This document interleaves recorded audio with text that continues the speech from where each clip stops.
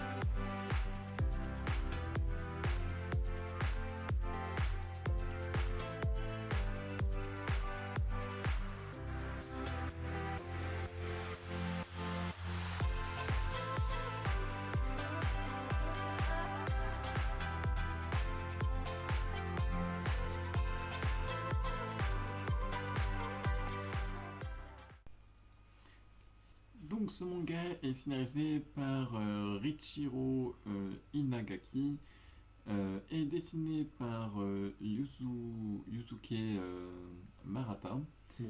Murata, pardon.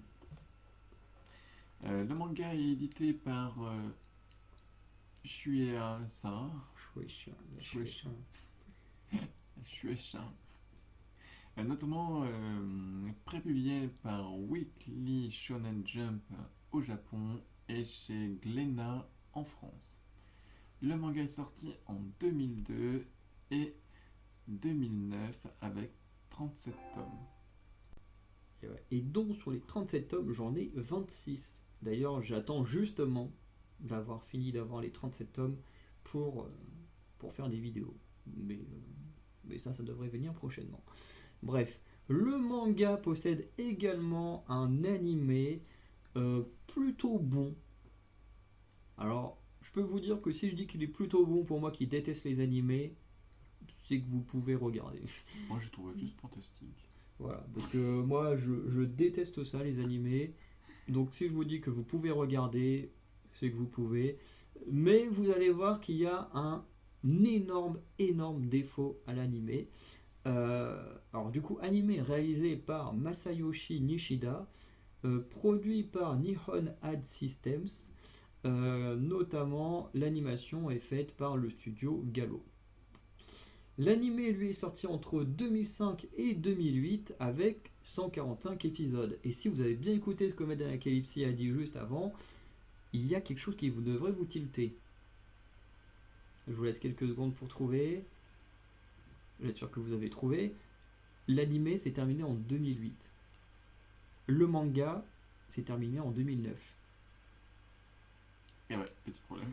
Ce qui signifie que l'animé, il est très bon, parce qu'il est très fidèle au manga. Alors il y a quelques scores de matchs qui ont changé. Il y a un match qu'ils ont rendu plus intéressant que le manga, parce qu'il y a un match où dans le manga ça dure juste une page, et dans l'animé ça dure 2 épisodes, je crois. Donc ils ont essayé de rendre un des matchs un peu plus intéressant. Mais le problème étant que, bah, effectivement, si vous commencez l'animé, vous n'aurez jamais la fin de l'histoire, ce qui est assez dommage. Et en plus, ça s'arrête en plein milieu d'un tournoi, il n'y a même pas la fin du tournoi. Bref, l'animé est très cool, l'histoire est très cool, mais malheureusement, en fait, au bout d'un moment, on est obligé de faire la bascule de l'animé au manga. Moi, c'est ce que j'ai fait. J'ai découvert l'animé, et ensuite j'ai commencé à acheter le manga là où l'animé s'arrêtait. Du coup, ouais, c'est ce que j'ai fait. Et ensuite, j'ai racheté à partir du début. Et puis, bah, les tomes que je trouve à droite à gauche, parce que bah, comme il commence à être vieux, il est plus difficile à trouver. Mais ça se trouve quand même. Même dans une petite ville comme la mienne, j'ai un magasin qui vend tous les Aishid 21. Donc, voilà, je pense que ceux qui vivent dans les grandes villes, vous pouvez trouver. Donc voilà, je vous conseille l'animé, mais malheureusement, vous n'aurez pas la fin de l'histoire si vous ne passez pas au manga à un moment donné. Et du coup, je vais vous présenter quelques personnages principaux de ce fameux manga.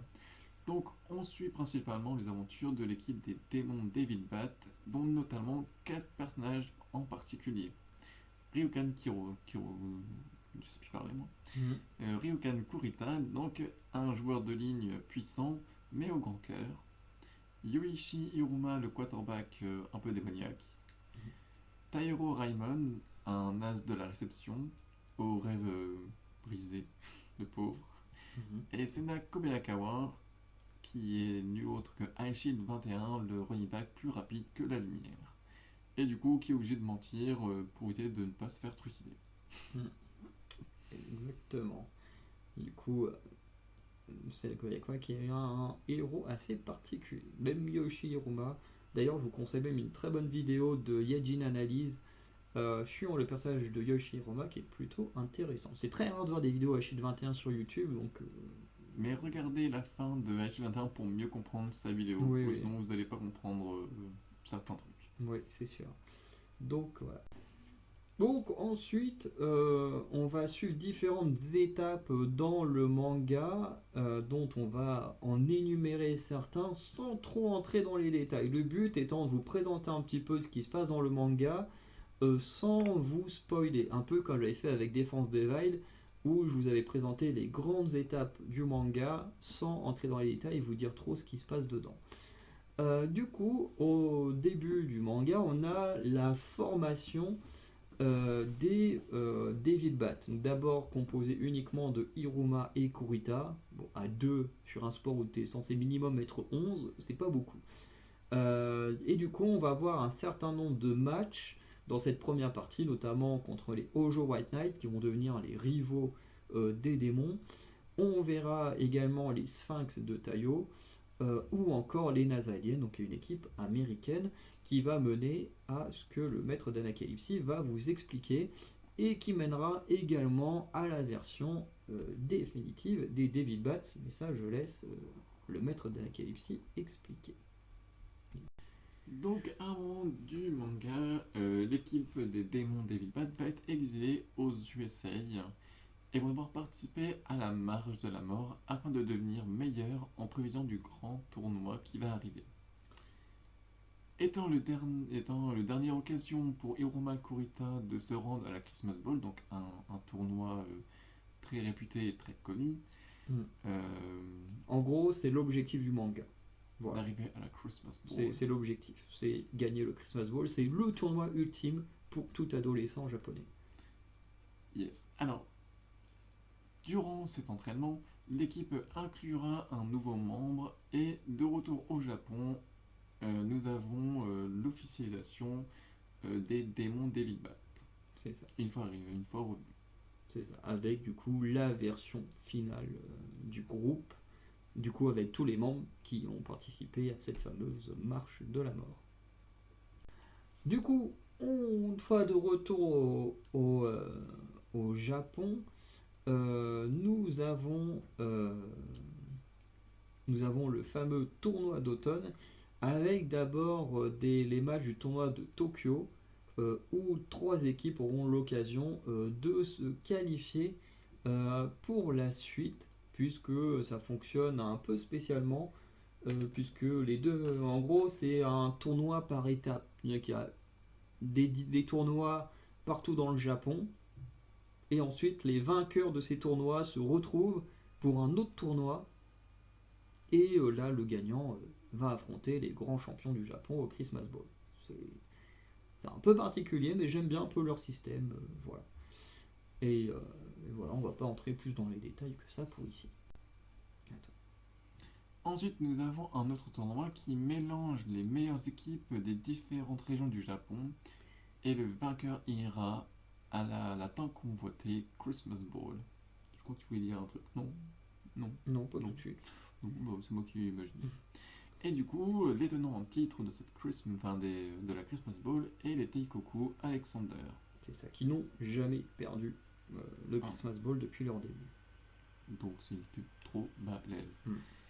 Et du coup, moi dans tout l'animé, je vais vous énumérer mes matchs préférés. Donc ils ne sont pas dans l'ordre, c'est fait exprès comme ça, vous n'allez pas regarder à la suite.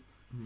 Du coup, j'ai mis les Nagas de Shinryuji face aux démons, Sebo contre démons, les Poséidons contre démons, Bando contre démons, et mon dernier match qui ne concerne même pas démons, du coup, c'est les Sphinx contre Akushu. Et, du coup, moi aussi, je vais mentionner quelques matchs que j'ai trouvé très très bons. Il y a forcément les démons contre les nagas, comme l'a dit Medakepsi. Démons contre Ojo. Alors là, je retiens forcément le deuxième match entre les deux équipes, donc celui qui se fait lors du tournoi de Kanto, donc qui est le tournoi avec les meilleures équipes.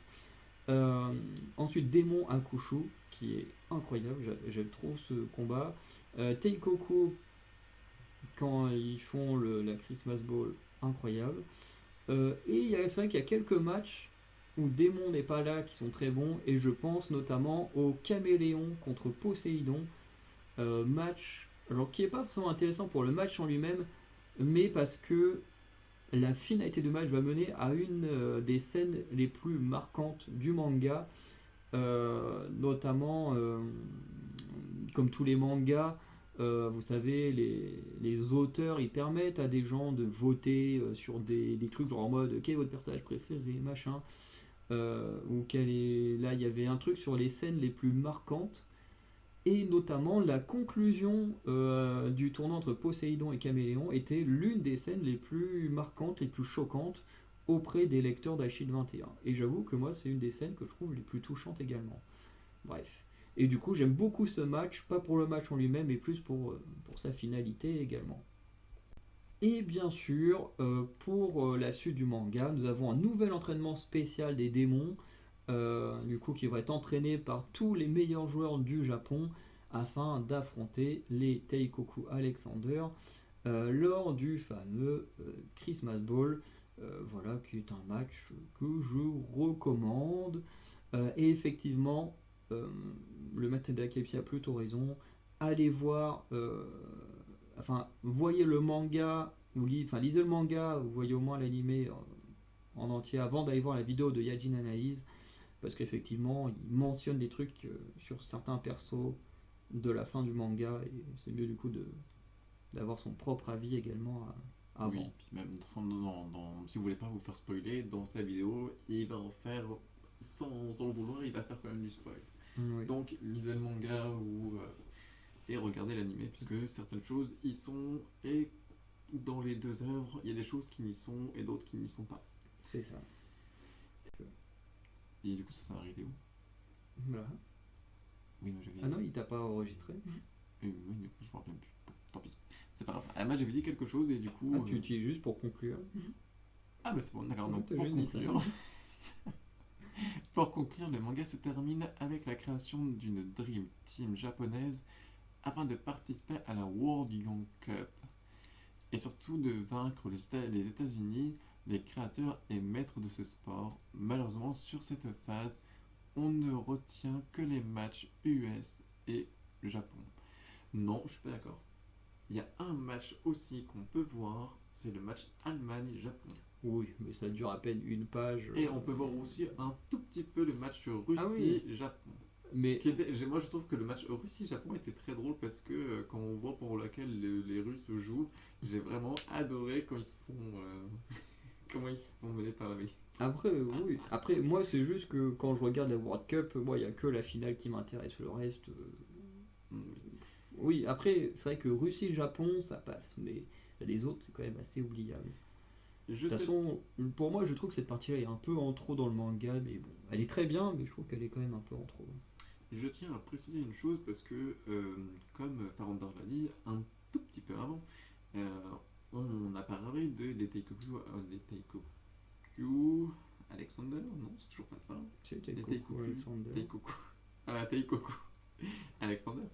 On a dit que c'était quand même les champions incontestés et c'est vrai que j'en ai pas parlé et la raison est simple, c'est que puisque je n'ai pas lu, et ben en fait ce match mémorable, bah, je n'ai pas lu.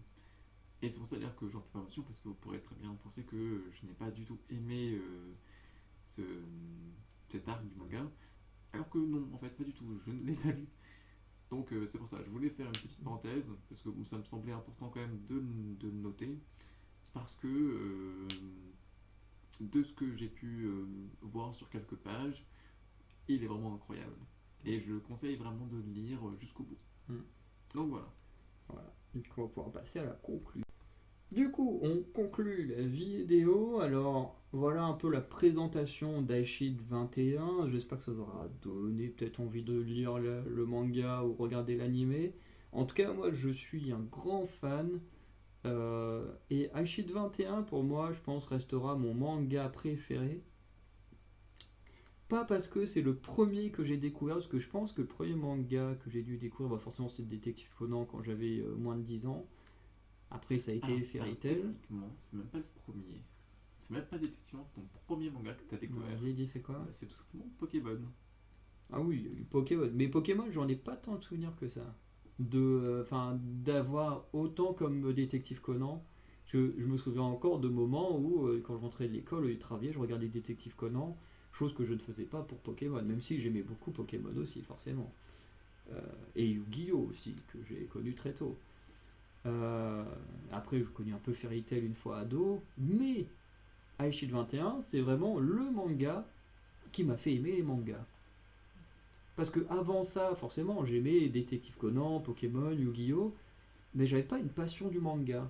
J'aimais bien ceux-là, mais je m'étais jamais intéressé au reste. Alors qu'Aishid 21 m'a fait aimer ce genre littéraire. Voilà. Qui m'avait jamais. Enfin, sur lequel je m'étais jamais intéressé plus que ça avant.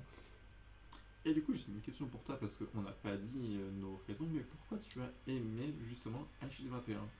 Alors, moi j'aime Aishid 21 tout simplement parce que déjà il m'a fait, comme je viens de dire, il m'a fait entrer dans le monde des mangas. Il m'a fait véhiculer énormément d'émotions, chose que beaucoup de mangas n'ont pas réussi à faire, même si je les trouve bons. Par exemple, en ce moment, comme vous le voyez, je lis Demon Slayer et tout. Par exemple, Demon Slayer, je trouve que le manga il est très bien, mais je n'ai pas d'émotion pendant le manga. Par exemple, je ne rigole pas parce que les personnages sont censés être drôles, bah je les trouve pas drôles. Après Inosuke, il y a quand même des moments où il me fait sourire parce que avec De sa sanglier. tête sanglier là, quand il est en mode je comprends pas, il a vraiment une tête de débile. J'avoue que ça me fait sourire. Mais c'est pas pareil que Iruma quand il fait ses trucs. Voilà. Ah, après, c'est pas la même Euh, atmosphère aussi. ah non, c'est pas la même atmosphère, mais je veux dire, Inosuke, techniquement, il est là pour faire rire les gens. Même Zenitsu, hein, ils sont là un peu pour faire rire. Bon, moi, Zenitsu, vous le savez tous, je le déteste. Je peux pas supporter ce gars, il m'énerve. Inosuke, au début, j'avais du mal, et en fait, petit à petit, plus je découvre le manga, plus je commence à aimer Inosuke, surtout quand il a sa tête de débile, parce que je trouve ça drôle. Mais voilà, c'est pas pareil. Après, le manga Ishin 21, il m'a donné des frissons. Il m'a quand même, comme One Piece sur certaines scènes, m'a donné des larmes aux yeux. Je pense à la scène de Nami quand elle se fait voler tout son trésor, à Arlong Park, le départ de Sanji du Baratie. Voilà, il y a des scènes, je peux pas rentrer dans les détails au niveau d'Aishin mais qui m'ont beaucoup touché, notamment la fin du combat Caméléon contre Poséidon m'a beaucoup touché.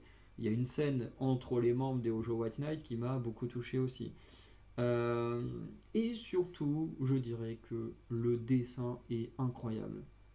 Le dessin, il est trop trop bien. Parce qu'il y a des mangas, je pense à One Piece hein, actuellement, où le dessin est pas incroyable, hein. Il y a des moments où tu comprends même pas ce que tu es en train de lire sur certaines cases. Euh, et on est tous assez d'accord, hein, quasiment tous les youtubeurs le disent, il y a certains dessins, et chez Oda, alors ok, il s'est fait opérer des yeux, machin, mais il y a quand même des dessins qui sont dégueulasses, quoi, hein, faut le dire. Euh, et les dessins de Rachid 21, ils sont juste incroyables. Je pense aux expressions du visage. Alors, moi, celle qui me marque le plus, c'est quand ils sont désespérés.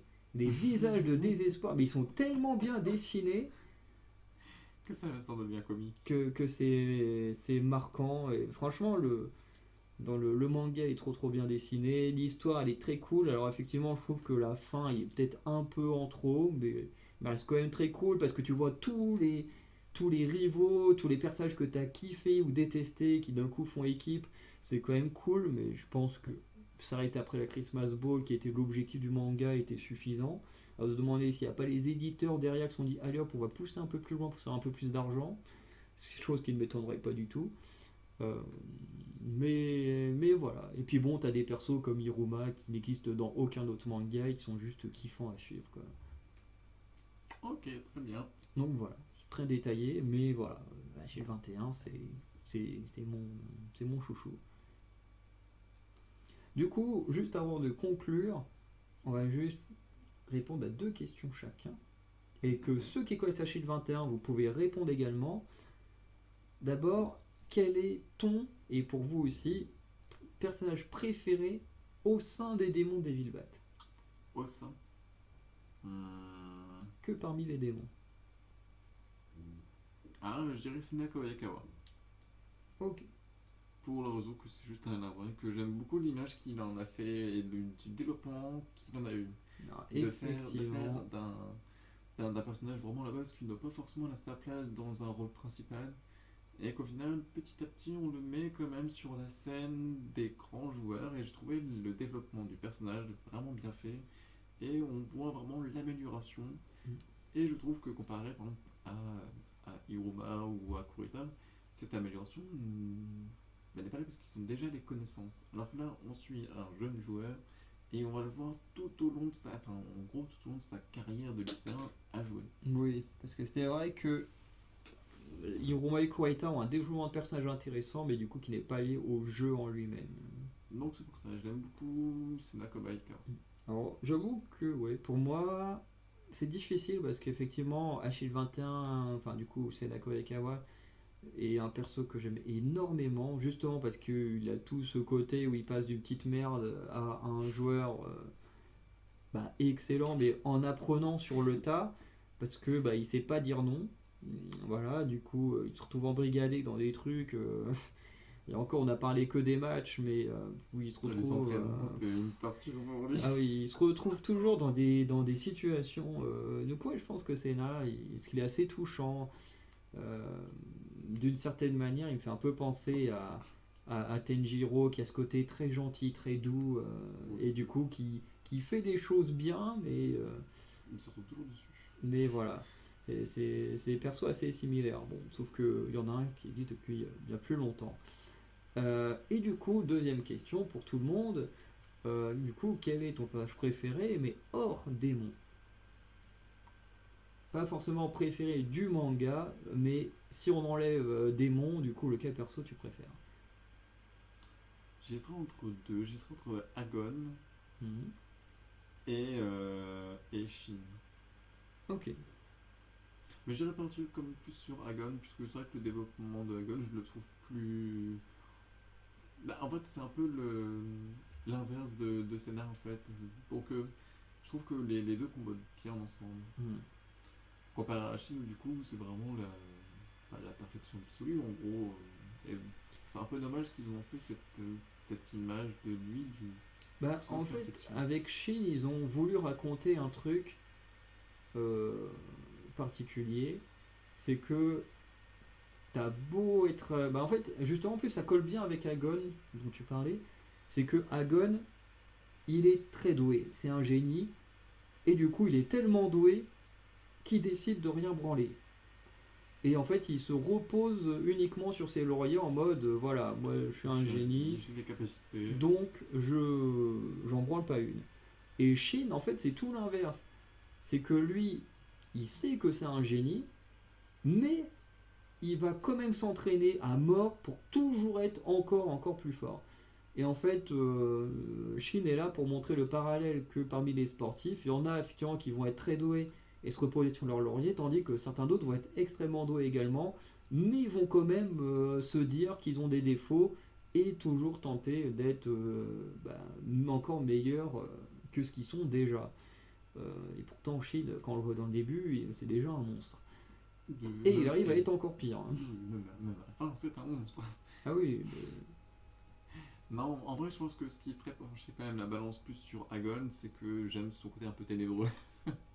Comparé à Shin, qui est tout gentil, sauf avec le sanglier. Mais pour ceux qui ont vu le manga, ils comprendront.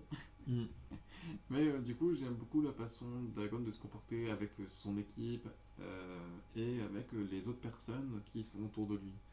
Un peu cet effet néfaste qui changera d'ailleurs au fur du temps, ou du moins je l'espère. Où du coup on verra vraiment un Agon, si un jour on a la chance d'avoir une suite ou un truc comme ça, d'avoir un Agon plus motivé à faire les entraînements, plus motivé dans sa vie, pour voir vraiment un Agon en pleine possession de ses moyens. Bah alors, je ne peux rien dire là-dessus pour spoiler, mais après le match avec Démon, il y a quand même eu des effets sur Agon. Et du coup, si je devais passer à moi, j'avoue que j'hésiterais entre deux persos en particulier. Parce que, du coup, j'ai beaucoup aimé Yamato de Teikoku. Alors, il apparaît très tard. Il a un développement de personnage assez intéressant sur une toute petite période, ce qui est quand même vachement cool. Et surtout, j'aime bien son côté un peu sûr de lui, arrogant. Voilà, parce que, après, ce qui est un peu dommage, c'est que c'est un peu un Shin bis, dans le sens où c'est un peu le génie qui travaille également et tout ça. Parce qu'à la différence de Shin, c'est que Yamato, il a un titre spécial, dont je ne dévoilerai pas ici. Euh, mais du coup, je l'aime beaucoup. Et après, j'aime beaucoup Marco des dinosaures, d'Akushu. Mais lui, c'est parce qu'il a un petit côté mafieux, Avec sa petite bouteille de cola. avec ses petites bouteilles de Coca-Cola.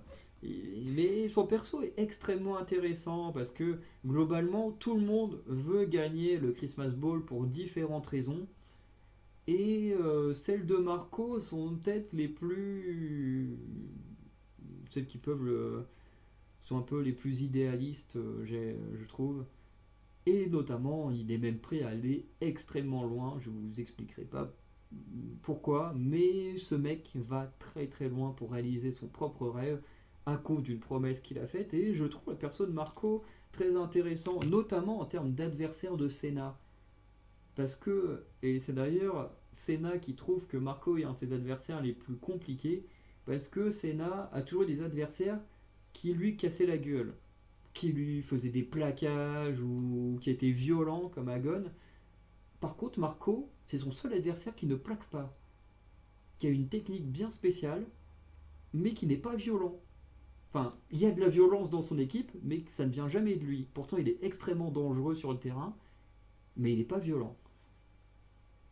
Donc, je ne donnerai pas plus de détails pour que ça vous titille un peu, ça vous donne envie d'aller voir. Mais effectivement, Marco est pour moi un adversaire extrêmement intéressant qui va justement aider Senna à plus se développer parce que pour la première fois, il a affaire à un adversaire du coup, qui n'est pas violent envers lui, qui ne le plaque pas, qui ne le touche pas et qui pourtant est extrêmement terrifiant à affronter. Et oui. Donc, et puis toute l'histoire autour de Marco, je la trouve plutôt cool, même si je trouve que malheureusement, après sur la suite du manga, voilà, il est un peu mal utilisé. Mais juste pour le match contre Démon, il est juste incroyable, donc il fait partie de mes persos préférés. Donc voilà, donc n'hésitez pas à nous dire en commentaire pour vous quel est votre personnage préféré du manga, enfin oui du manga, de Démon et hors Démon bien sûr, si vous connaissez déjà Shield 21. Et sinon, bah, allez le lire ou allez regarder l'animé. Et, euh, et voilà, de toute façon, moi j'en ferai des vidéos plus tard parce que bah, je peux pas avoir une chaîne YouTube qui parle de manga sans parler de mon manga préféré. Voilà. Donc voilà, donc je vous souhaite une bonne journée, une bonne soirée et je vous dis à très bientôt. À très bientôt les amis Calypsiens. Tchuss.